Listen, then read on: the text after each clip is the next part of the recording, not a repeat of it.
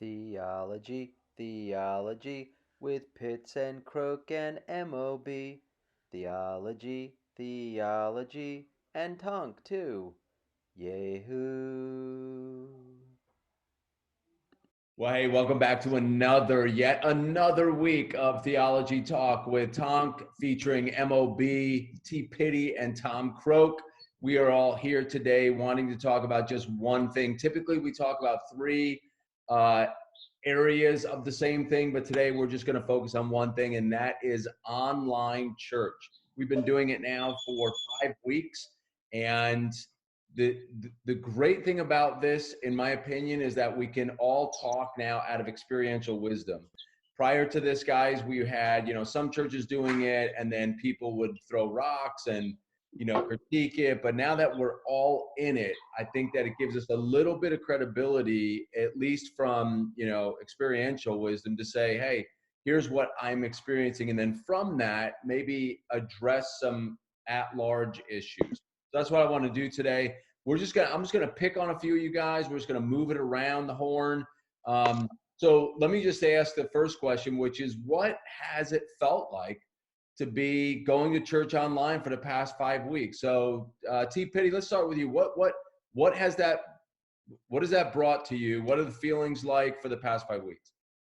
Well, past 5 weeks going to church online has kind of given me mixed feelings. I do feel plugged in because my church is very good at having different types of services. We have 2 services on Sunday, and then throughout the week we'll connect with small groups. But I'll be honest, I can be distracted while these things are going on. While I'm at church, I'm focused in on what the pastor is saying and worship and everything. But as online, I can easily get distracted and do other things while the message is going on. Yeah. So I get it, but at the same time, it's been a little rough. Well, now here's the big question. Maybe I'll bounce over to Tom Croak. Are you dressing up to go to church every Sunday? Oh man, by dressing up, you mean actually getting out of my PJs? No, not at all. I mean, we'd have that debate all the time. For Easter, it's like for Easter, it felt special, so we actually put on like shirts, right, in terms of it. But otherwise, yeah, you just kind of wake up, you roll out, you get your coffee going, and you sit down on the floor or on the couch, and there you are. Like, it's laziness but delightful. I wish I could go to normal church that way a little bit, but and that is, I want to bounce over to MOB. That part of this, that needs to be part of the equation, Matt, is we're not most of us aren't putting our suits on and Sunday dresses, but neither were we rolling out of bed in our PJs. And so we, should that play a factor? Should comfort reign, or should we, how has that affected you and your family the past 5 weeks? Yeah, I would say kind of the same thing as T. Pitty. It's different. It's a lot different. I'm trying to be thankful though, because I'm imagining, well, what if we didn't have Zoom? What if we didn't have technology during this season? We would be even more distant from the ideal, right? So yeah, it's been different, but no, at the O'Brien house, we do not dress up either. I think today's the first time I've done my hair in probably, I don't know, 2-3 weeks. Last time I wore a hat. So no, I'm just like Croak. I'm not dressing up. So yeah, it's a little bit different there. So yeah. I want to talk about the benefits and challenges maybe, but to start that, I guess I want to take maybe a meta narrative approach, which is, hey, what is the church? Because I think we have to start there by way of, if we're going to have benefits or consequences or challenges, well, what's the baseline? And so what would be, if you guys have any good working definitions, how would you define the church? And I'm not talking about the universal church, capital C, but really the local church. What would be some of the characteristics or distinctions that you find in Scripture that would define the local church? We'll start back around. MOB, what do you got? Yeah, so I would say church comes from ecclesia. It's when the called out ones come together, and they come together under eldership, under leadership. There's deacons present, and I know we've talked about this before, but you're celebrating the Lord's Supper, baptisms, you're serving one another, worship, you're hearing the proclamation of Scripture, and you're using your gifts to serve each other. So yeah, when the called out ones come together for the purposes that God has set out in Scripture. Anything to add to that, Tom Croak? Well, I was just saying, I totally agree with that. I think where I wrestle with it is that definition of gathering together is doing the Zoom call considered gathering together. Are we actually meeting the biblical mandate? Or, I mean, except for per se the, baptism, it's hard to do a Zoom baptism, I think. Haven't figured that out yet, right? But apart from that, like, are we meeting that gathering aspect of it? That's a great question. T. Pitty, what do you think about that? Are we gathered like right now? I mean, 4 different homes. It's, in the morning, we're hanging out. This is a gathering in the 21st century, is it not? Yeah, I mean, in a sense, we are. I see your faces. We're talking, we're communicating, but there's something about being in someone's presence. Something about being around someone, and that right there, me being alone in this house or apartment, I don't have anybody here. No, this is not a sad story for me, but I'm just saying, it's beautiful to have someone here with me to share a space. I was thinking about what the church is for. The church is also for encouraging, laying of hands, and praying for each other. I can't, it's one thing you all praying for me right now, but what a beautiful thing just to come over and just be in my presence and lay hands and just pray over me. So that sense is not here with this sort of online situation that we're in.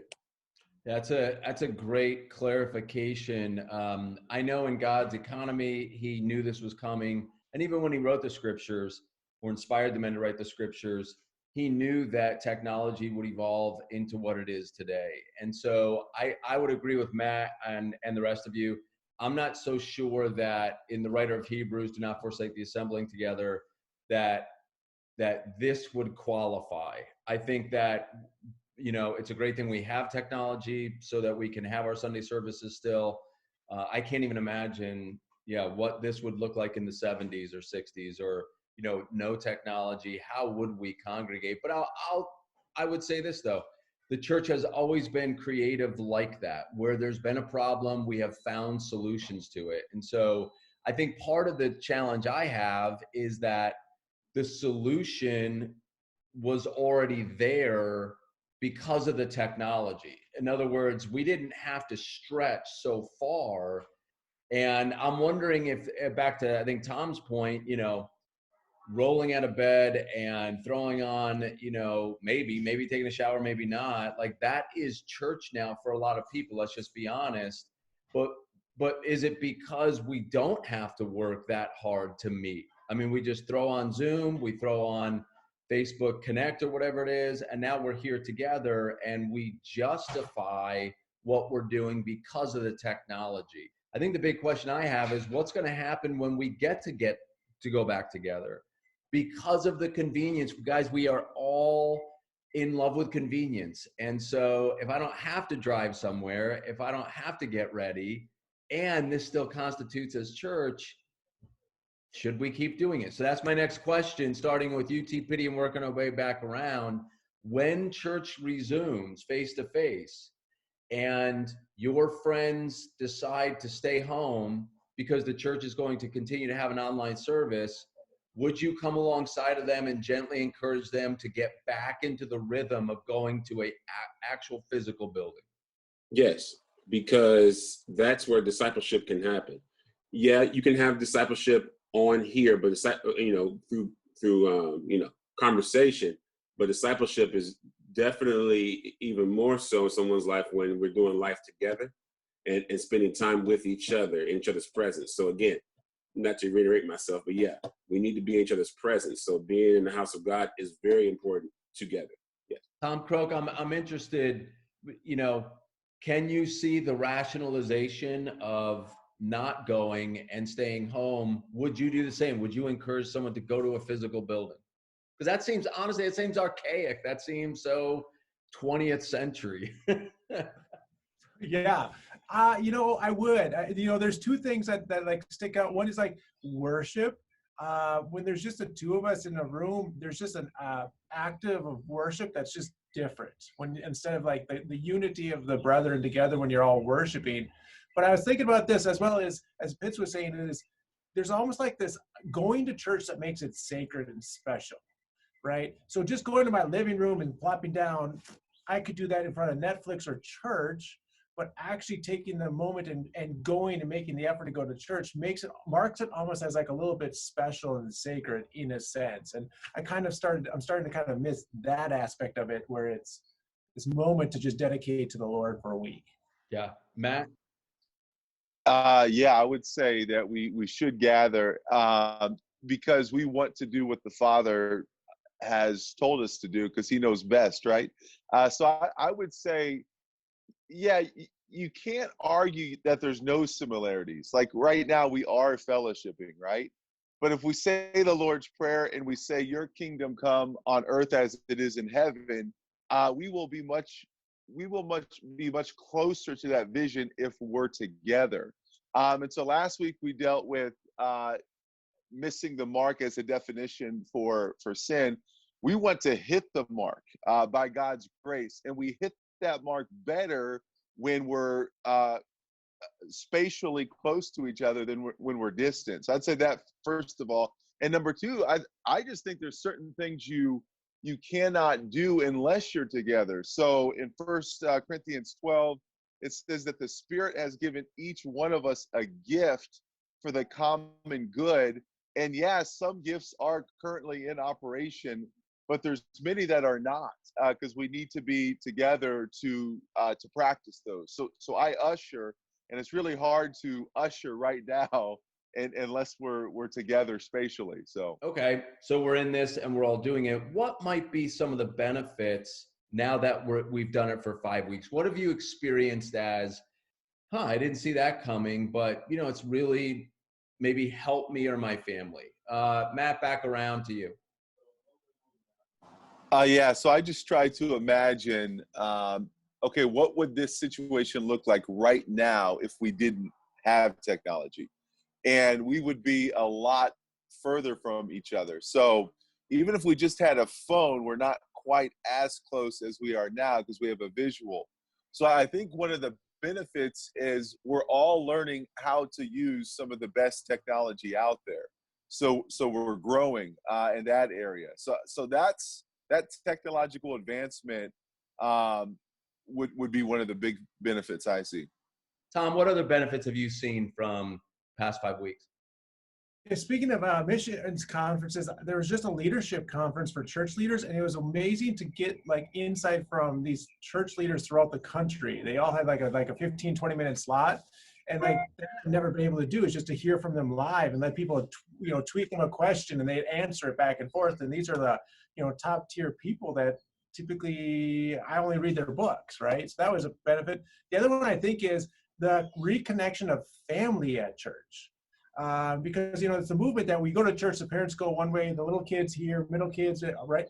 And there's this benefit of the family actually doing church together and being able to, the kids seeing what does mom and dad actually do at church look like. And so I think there's a benefit of that we maybe lost in the modern church.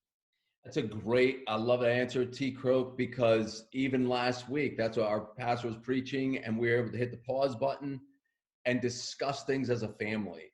And that just isn't going to happen in when the pastor's preaching at you. We're not going to ask him to stop. And so a side note maybe is that preachers are taking a little bit more consideration to how do I preach and how is it effective, and do I need to have the best joke in the room to gain someone's attention? Because you see now, like a lot of these jokes are falling a little short because no one's there laughing with the guy. And so maybe they're reconsidering. So yeah, good stuff. T. Pitty? It gives, I think the positive is definitely getting people to stay connected.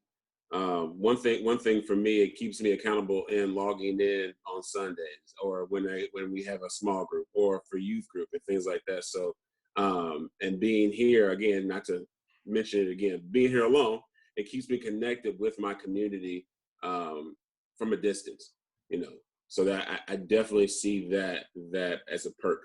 What words of encouragement would you have to the youth pastors of the world as to, balance? I'll take anyone out there. The first thing that struck me was, I think actually this strengthens the argument that you need in-person community, because at least I'm hearing from friends that are single, that live by themselves, from across the valley, how much that Zoom just doesn't cut it anymore. And so that there's just this huge disconnect. And so I think it even makes it a stronger argument that this is fine, but not long term. Like the in-person, it just is desperately needed. Anybody else? I love that, Tom. What I've seen, and being a youth leader, what I'm seeing is, I'm just speaking from personal experience too, but I'm seeing that it does have its advantages, but I could definitely see the hunger in the youth wanting to get back together and having that community. And I haven't been a youth pastor before. Teenagers need to grow together. They need that. I mean, they need that person, that buddy, that and even the youth pastor as a leader to be disciples. So I say I get it. I say I get what you're trying to do, but you need to have more face-to-face interaction than this old Zoom thing, if you will.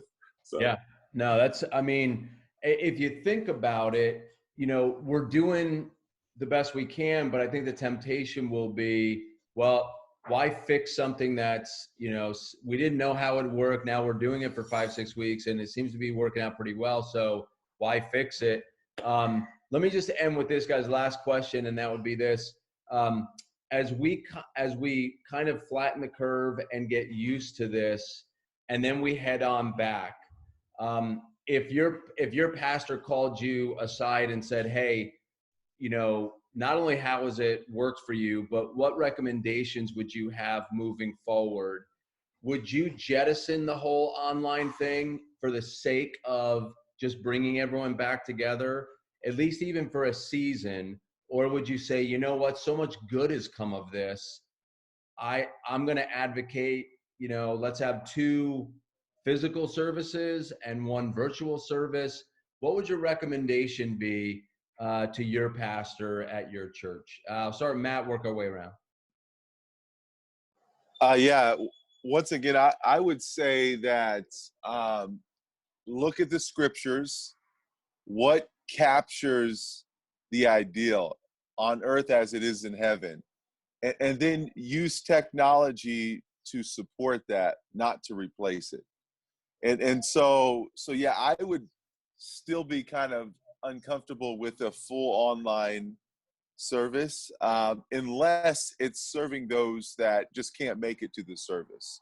But I would still want to press, hey, if you're in good health, the togetherness captures the heart of God more than just staying at home. So I'd want to make sure that message is clear.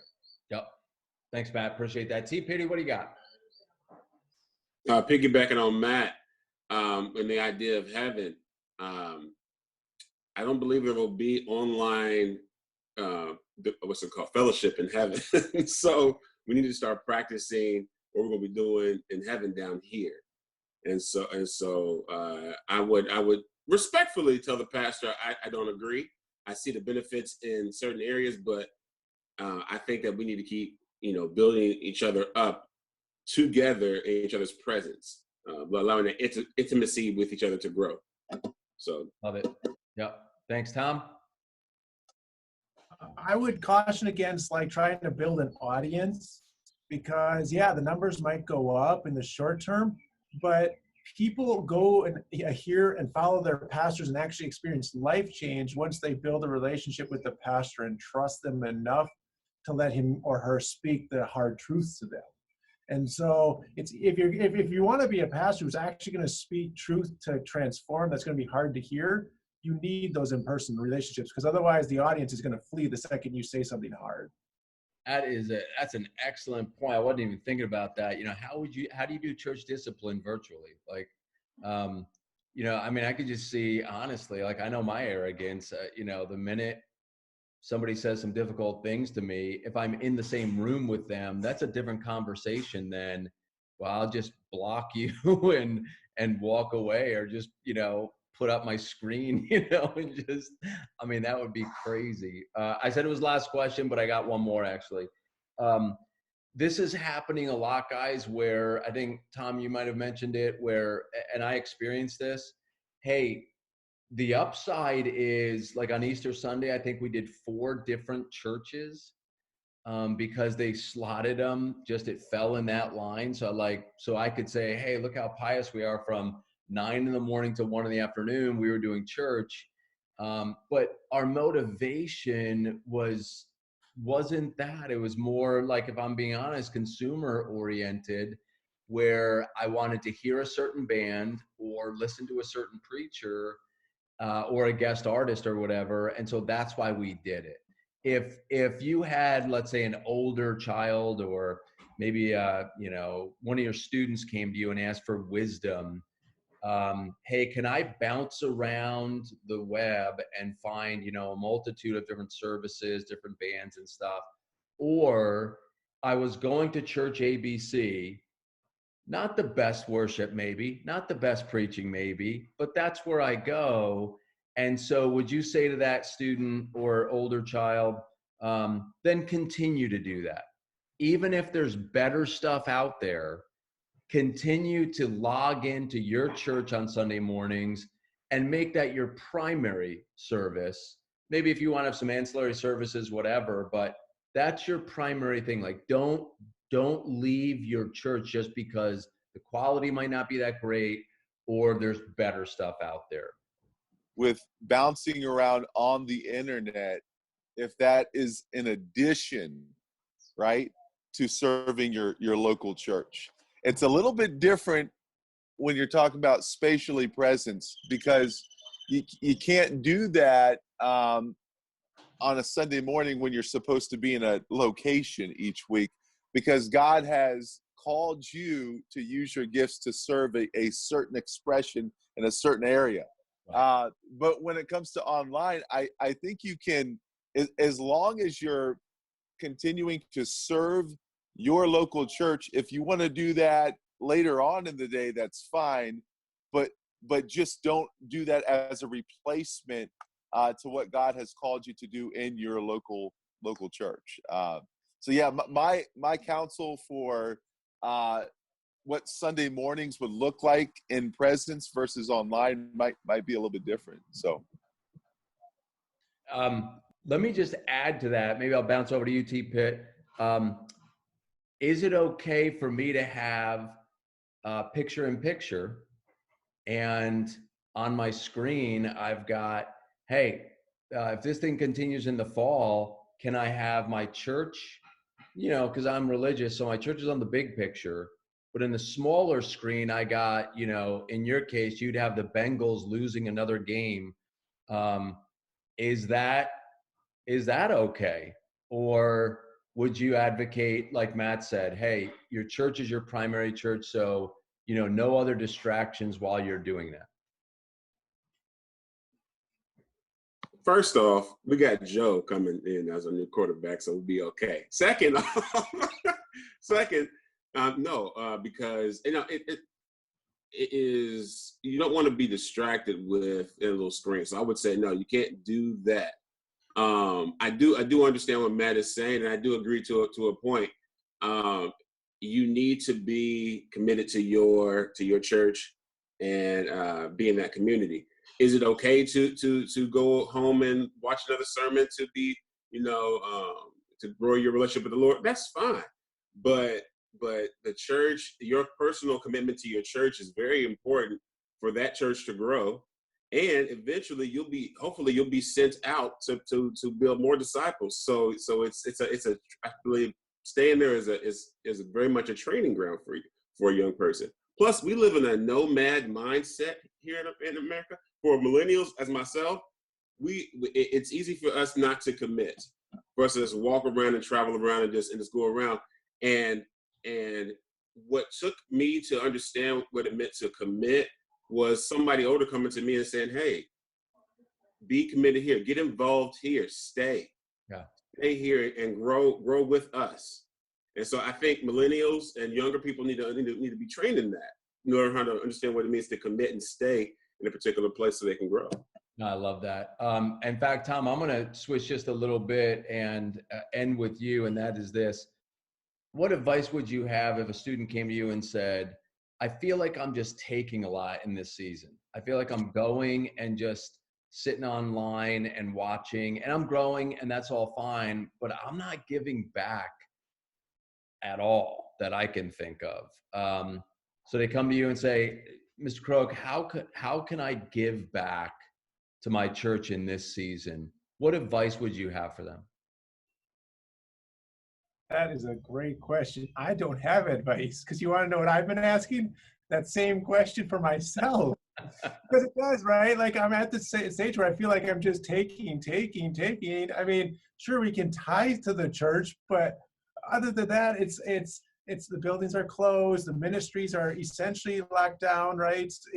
So I would encourage them maybe that this is the season. Like, maybe you can't give, but to look forward to the moment that you can jump back in and get to serve again. And you can serve your family, you can serve your neighbors potentially, but back to your church specifically, I feel like it's a not-win solution right now. I love what you just said there with, if the opportunities are less now, could you be praying about it and God, create a hunger in me so that when I do get to go back, I already hit the ground kind of running with either who am I going to talk to or, about what can I do? I love that. Yeah. Either Tim or Matt, anything in the moment that you can think of? I know that our church, I think they have a portal where you can go, and if you need groceries or if you need, your lawn cut or something, that they have now a list of people that are willing to do that. Again, maintaining social distance, all that kind of stuff. But anything on top of that your church is doing or you can think of, how can we continue to serve in this moment? I could just maybe give an example of how our family was served around Easter time. The children's ministry created baskets for all the kids, and they dropped them off at our front door. And so that was a very meaningful moment for our children. And so I think now is the time to pray. How can we do that? How can we get creative and just do different applications like that? So. Yeah, awesome. T. Petty? Encouraging social distancing, though. One thing that my church has done, I know in our youth group, we have graduates. We have birthdays are coming up, and pastors encourage us as youth leaders to be in our cars, but do a parade, if you will, beeping our horns, having posters celebrating that particular person, that particular student. We just did it this Friday. Big turnout. A girl was in tears, 13 years old, but she was in tears because she was just happy that she saw faces, man. I'm getting emotional, but it was good to see, like, seeing her gratitude, seeing her parents' gratitude for that was amazing. So there are ways to get off of the screen and serve. Yeah, and that is one way that I think my church is doing well on. I love that, gentlemen. In fact, bring this full circle. It's interesting that I think that in the moments where we're most affected during this season is when we're still doing things more face-to-face than virtual. So the fact that people got in their cars, even though I can't reach out and touch them, I can physically see them in the same space, brings tears to people's eyes. Amazing. So there is something to be said about physically being together. So hopefully that'll come sooner than later, gentlemen. As always, it's a pleasure. Hope you guys are doing well. Stay safe, and we will see you next time on Theology Talk. Take care, gentlemen. Theology, theology, with Pitts and Croak and MOB. And Tonk.